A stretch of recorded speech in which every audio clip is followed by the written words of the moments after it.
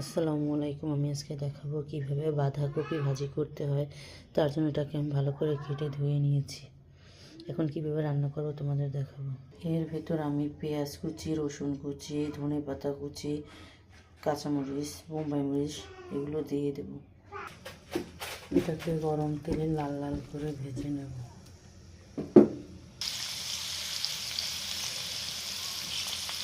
এটাকে আমি লাল লাল করে ভেজে নিয়েছি। এখন বাঁধাকপি কুচি দিয়ে দেবো।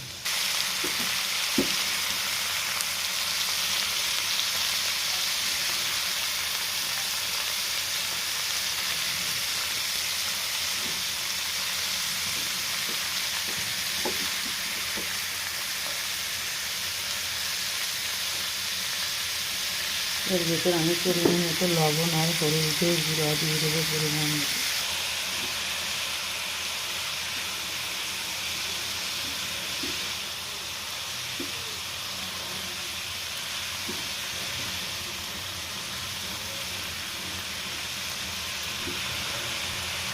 ঢাকনা দিয়ে ঢেকে রাখবো 2 মিনিট।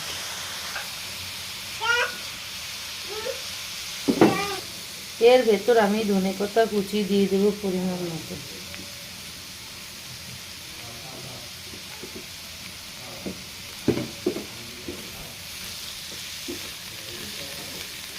আমার রান্না যদি তোমাদের ভালো লাগে তাহলে লাইক কমেন্ট শেয়ার করে দিবে এবং চ্যানেলটাকে সাবস্ক্রাইব করে দিবে।